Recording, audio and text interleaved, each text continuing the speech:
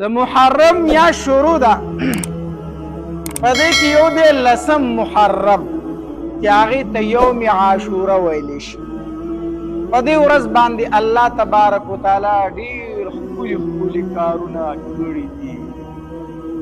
یو دا دی چې په دې یوم عاشوره باندې چې کوم 10 محرم دی په دې باندې الله تبارک وتعالی آدم علیه السلام پیدا کړی. الله تبارک وتعالی چې آدم علیه السلام بالکل برابر کو نه هغه کومه ورځ وه هغه 10 محرم. بیا په دکې 10 محرم باندې په دې یوم عاشوره باندې الله تبارک وتعالی آدم علیه السلام جنت ته داخل کړی او بیا دکې رنګې په دغه یوم عاشوره په دې 10 محرم باندې آدم علیه السلام د جنت نه ایستلی شوی. اوس پته وایي چې مولوي صاحب د آدم علیه السلام پیدایش یقینا د خوشحالۍ خبره ده. د آدم علیه السلام نه وی نو نن به موږ هم نه وو. د آدم علیه السلام جنت ته تلو یقینا د خوشحالۍ خبره ده. خو د آدم علیه السلام د جنت نه راوتل د کوم طرفه د خوشحالۍ شو چې ته وایې ډېر د خوشحالۍ کارونه پکې الله کړي. نو د آدم علیه السلام د جنت نه راوتل د خوشحالۍ خبره ده. څه خبره ده؟ د خوشحالۍ. ځکه کو آدم علیه السلام د جنت نه وی راوتی خو صرف آدم علیه السلام او حوا بیبي به صرف په جنت او چې کله هغې د جنت نه راویستلی شو نو د آدم علیه السلام اولاد پیدا شو. ځکه په جنت کې خو اولاد نه پیدا کېده خو د توالد د تناسل ځای نه دی. نو په ځمکه کې تی اولاد پیدا شو نو تر قیامته پورې به څومره مسلمانان پیدا کېږي چاته اړو حساب نه دی معلوم. نو په قیامت په ورځ به دا دومره انسانان بیا جنت ته ځي. دا د خوشحالۍ خبره ده که نه ده؟ لاوله صرف په جنت کې آدم علیه السلام او اوس په ارباو خلک جنت ته ځي. ارباو خلک په جنت. نو آدم علیه السلام چې د جنت نه راویستی شو نو کومه ورځ وه؟ یوم عاشوره 10 محرم. بل په دې ورځ باندې په دې 10 محرم باندې الله تبارک وتعالی نوح علیه السلام ته د طوفان نه نجات ورکړی دی. کله چې د نوح علیه السلام خبره امت ونه منله نو نوح علیه السلام په دعا وکړه نو اسمان خپلې اوبه راخلاصې کړې او ځمکې خپلې اوبه راخلاصې کړې. 6 میاشتې تمامه دنیا د اوبو ډکه وه. ټوله دنیا 6 میاشتې په دې باندې اوبه ولاړې په تمامه ځمکه. دا بوټي موټي دام څښا شو خراب شو حتی تر دې پورې چې بیت الله شریف هم ورتاو شو پکې. دا خو دوباره بیا ابراهیم علیه السلام آباد کړی دی چې جبرئیل علیه السلام راغی وی ابراهیم بیلچه او سخسور راواله دا ځایونه کن هغې کنستل جو د بیت الله شریف بنیادونه ښکاره شو. بنیادونه هغه زاړه دي خو آبادۍ پې بیا ابراهیم علیه السلام وکړو. دا په طوفان نوح کې ورتاو شوی او په خاورو کې پټ شوی. په تمامه دنیا باندې طوفان راغی ټوله دنیا د اوبو ډکه شوه. 6 میاشتې اوبه په دې ولاړې. نوح علیه السلام کښتۍ رخ کړې وه دپاره د تخم د هر شینې ځان سره کښتۍ ته اچولي وو او 80 تنه پکې انسانانو په ټول په مخ د ځمکه صرف دغه 80 تنه مسلمانان. 9.5 کاله یې تبلیغ کړی و نوح علیه السلام خو مسلمانان شوي څو تنه وو؟ صرف 80 کسان. دا یې ځان سره کښتۍ ته خېجولي. نو 6 میاشتې نوح علیه السلام په کښتۍ کې ګرځېدو. نو 6 میاشتې بعد الله تبارک وتعالی ځمکې ته وی ای ځمکې خپلې اوبه راوکاږه خپلې اوبه وچې که نو ځمکې ځان ته اوبه راوکاږه. اسمان ته وی ته اوبه بندې که اسمان اوبه بندې کړې. نو د نوح علیه السلام کښتۍ ورو ورو کېناسته نو چې کوم ځای کېناست هغې ته د جودي غر ویلی شو قرآن کې الله ذکر کړی دی د نوح علیه السلام کشتي د جودي غر د پاسه ودرېده نو دغه کومه ورځ وه دا 10 محرم یوم عاشوره وه نو نوح علیه السلام ته الله نجات هم په دې یوم عاشوره په ورځ باندې ورکړی دارنګې نمرودیانو ابراهیم علیه السلام ورته وغورځو چې ویسیزي و ابراهیم علیه السلام ته الله نجات ورکړو الله تبارک وتعالی ورته وفرمایل یا نار کوني بردا وسلاما علی ابراهیم ای وره په ابراهیم علیه السلام باندې یخ شو خو دومره یخ شي چې د یخنۍ نه خراب نه کې سلامتیا واله پې جوړ شه نو په ابراهیم علیه السلام باندې اور ګلې ګلزار شو چې کومه ورځ باندې د اور نه راوته نو هغه ورځ 10 محرم 10 محرم یوم عاشوره ابراهیم علیه السلام ته نجات په څه ورځ میلاو شوی دی د یوم عاشوري په ورځ میلاو شوی دارنګې موسی علیه السلام او بني اسرائیلو ته چې الله نجات ورکړی نو هغه هم د یوم عاشوره په ورځ ورته میلاو شوی بني اسرائیل فرعون ډیر زیات تنگ کړل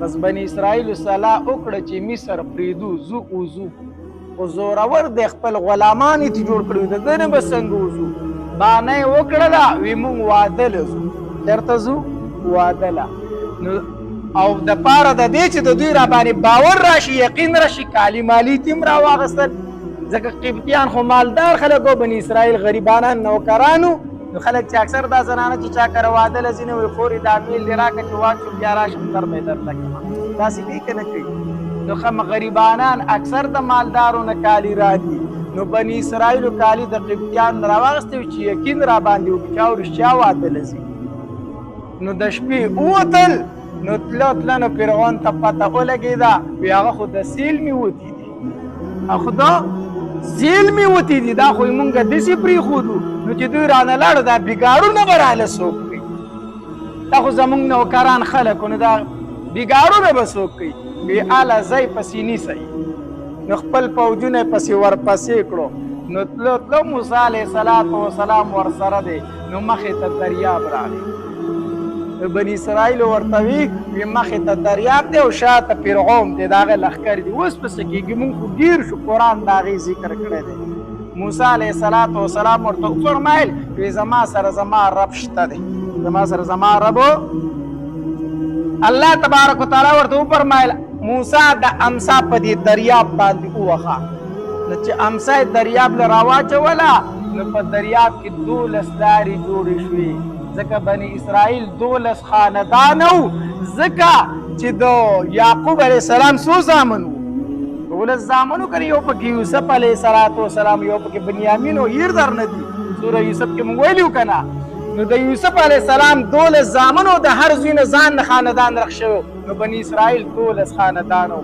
خو داسې کسانو چې د یو بل سره به یې نه لګېدلو خاندانونو به نه لګېدل نو په دریاب 12 لارې جوړې شوې وی ځئ هر یوه قبیله په یو لار باندې ځئ نو چې بني اسرائیل په دریاب روان شو نو فرعون پسې هم ورودانګل نو چې منځ ته ورسېدو الله پې چپې راخوشې کړې نو برباد یې کو غرق تباه یې کو سره د قومه نو په کومه ورځ چې فرعون هلاک شو او موسی علیه السلام ته الله نجات ورکړو هغه هم یوم عاشوره وه 10 محرم هغه هم څه 10 محرم نو غرض مې دا چې ډېر ښکلي واقعات پکې راغلي دي یوه خبره پکې ډېره افسوسناکه او د خفګان راغلې ده چې هغه د نبي علیه السلام خاندان په دې ورځ باندې شهید شوی دی د کربلا په میدان کې دغه ورځ ډېره د خفګان وه خو د ژوندو دپاره د خفګان وه او د مړو دپاره خو د خوشحالۍ وه هغه خو ټول شهیدان